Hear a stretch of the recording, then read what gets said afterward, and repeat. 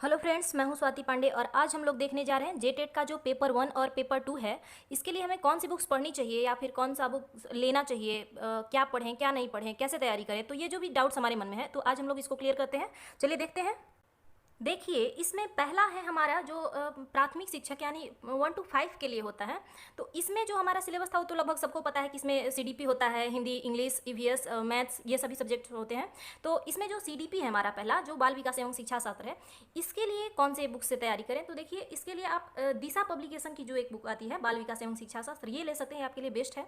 साथ ही अगर आप इंग्लिश मीडियम से हैं तो इसके लिए आप हिमांशी सिंह की एक और बुक आती है जो कि सीटेट के लिए या फिर जो स्टेट टेट्स होते हैं उसके लिए। तो आप ये वाला बुक, ये दोनों में से कोई भी ले सकते हैं, आपके लिए ये काफ़ी है। इसके अलावा आपको कोई और बुक पढ़ने की ज़रूरत नहीं पड़ेगी अगर आप इसको देखते हैं, इससे तैयारी करते हैं। तो अब अगला देखते हैं हम लोग। दूसरा है हमारा लैंग्वेज का पेपर, यानी कि हिंदी व्याकरण, और इसमें शिक्षा शास्त्र भी होता है, क्योंकि इसका दो भाग होता है। एक हिंदी व्याकरण होता है जो कि सामान्य व्याकरण से क्वेश्चन पूछे जाते हैं, दूसरा है शिक्षण से भी इसके क्वेश्चन बनते हैं। तो अगर आप सामान्य हिंदी व्याकरण पढ़ना चाहते हैं तो उसके लिए आप लुसेंट का सामान्य हिंदी ले सकते हैं, या फिर अरिहंत पब्लिकेशन का एक सामान्य हिंदी आता है तो ये ले सकते हैं। और इसका जो शिक्षा शास्त्र यानी कि शिक्षण है, पैडागोजी से संबंधित जो भी क्वेश्चन है, तो उसके लिए आप ये अरिहंत पब्लिकेशन का एक हिंदी भाषा एवं शिक्षा शास्त्र का बुक आता है, तो आप ये ले सकते हैं। और इतना आपके लिए काफ़ी है। आप इनमें से ये हिंदी व्याकरण की कोई भी किताब ले सकते हैं, और साथ ही ये वाला अगर आप ले लेंगे तो ये इससे ज़्यादा क्वेश्चन नहीं पूछे जाते हैं।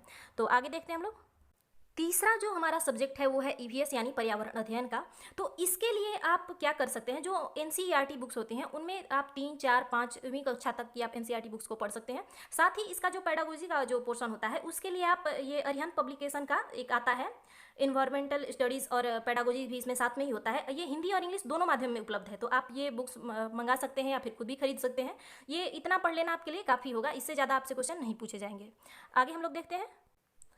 आगे है गणित एवं शिक्षा शास्त्र। तो इसके लिए क्या करना है, आपका जो एनसीईआरटी बुक्स होता है जो कि नॉर्मल सरकारी स्कूल में चलते हैं, उस बुक को आप 1 से लेकर 8वीं कक्षा तक आप इसको कंप्लीट कर लीजिए अच्छे से। और साथ ही अरिहंत पब्लिकेशन का एक आता है गणित एवं शिक्षा शास्त्र, जिसमें आपका इसमें भी दो भाग होता है, क्योंकि एक गणित से संबंधित क्वेश्चन पूछे जाते हैं, दूसरा एक शिक्षा शास्त्र भी पूछा जाता है, इससे भी संबंधित क्वेश्चन आते हैं। तो आपको ये वाला बुक ले लेना है और इसे आप बहुत अच्छे बेहतर तरीके से तैयारी कर पाएंगे। अगला देखते हैं। अगला सब्जेक्ट हो गया हमारा इंग्लिश लैंग्वेज। और इसमें क्या करना है हमें कि इंग्लिश ग्रामर का तो बहुत सारा बुक्स ऐसे भी मार्केट में अवेलेबल है, तो उनमें से आप कोई भी एक पढ़ सकते हैं।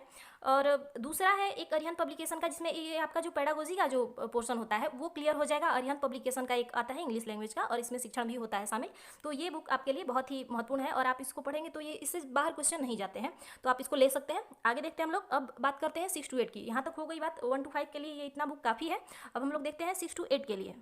देखिए, 6 to 8 में कौन कौन से सब्जेक्ट होते हैं। सीडीपी हो गया, हमारा हिंदी इंग्लिश लैंग्वेज हो गया, और साथ ही जो जिस सब्जेक्ट से हम लोग पढ़े हैं, यानी अगर हमारा सोशल साइंस है तो हम सोशल साइंस का एग्जाम देंगे, अगर आपका साइंस है तो आपको साइंस से संबंधित क्वेश्चन मिलेगा, लैंग्वेज हो तो उससे संबंधित क्वेश्चन मिलेगा। तो इसमें क्या है, जो मैंने अभी इससे पहले सीडीपी के लिए बुक बताया था या फिर हिंदी और इंग्लिश लैंग्वेज के लिए बताया था, वो 6 to 8 के लिए भी लाभदायक है, यानी उससे ही आपका ये भी पेपर क्लियर हो जाएगा, उससे बाहर नहीं पूछे जाएंगे। इसमें केवल आपको 6 to 8 में अलग से कुछ भी नहीं पढ़ना है, केवल अपने सब्जेक्ट पे फोकस करना है। तो इसके लिए आप क्या कर सकते हैं, सबसे पहले एनसीईआरटी की जो 6 to 8 तक की बुक को आप कंप्लीट करें। ये केवल सोशल साइंस के लिए है आपको, क्योंकि 9th 10th में जो है लगभग विश्व इतिहास के बारे में दिया हुआ है। अगर आप इतिहास भूगोल ये सब रखते हैं अपने सब्जेक्ट में, तो उसमें केवल विश्व इतिहास से संबंधित क्वेश्चन होते हैं, तो जो कि हमारे जेटेट में नहीं पूछे जाते हैं। तो इसलिए आप 6 to 8 का कंप्लीट करें। उसके बाद आप 11 और 12 का बुक भी कंप्लीट कर लें एनसीईआरटी की, इतिहास भूगोल और राजनीति शास्त्र अगर आपका है तो। साथ ही अगर आप इकोनॉमिक्स से हैं तो उसके लिए भी आपको 9, 10, 11, 12 तक का बुक कंप्लीट करना ही करना है। और उसमें भी देखिए, क्योंकि इसमें भी 2 पर्सन होते हैं, एक होता है सामाजिक विज्ञान यानी विषय से संबंधित क्वेश्चन होते हैं, और दूसरा होता है हमारा शिक्षा शास्त्र, इससे भी संबंधित क्वेश्चन होते हैं। तो यह कवर करने के लिए आप अरिहंत पब्लिकेशन की यह बुक ले सकते हैं। आगे हम लोग देखते हैं उन विद्यार्थियों के लिए कि जिनका की साइंस है वो क्या करेंगे। साइंस वाले जो भी स्टूडेंट हैं वो एनसीईआरटी का जो 6 to 10 होता है यहाँ तक की बुक को आप कंप्लीट कर लीजिए, और इसके बाद आप ये अरिहंत पब्लिकेशन की एक और बुक ले लें जो कि है विज्ञान एवं शिक्षा शास्त्र। तो इससे आपका ये शिक्षा शास्त्र कवर हो जाएगा, और ये बुक कंप्लीट करने के बाद इससे बाहर क्वेश्चन नहीं आते हैं। देखिए, जेटेट जो होता है मेनली वो एनसीईआरटी पे ही बेस्ड होता है, तो आपको इतना कवर कर लेना है और इससे बाहर क्वेश्चन नहीं आएंगे। आप इसको पहले कवर कर लीजिए।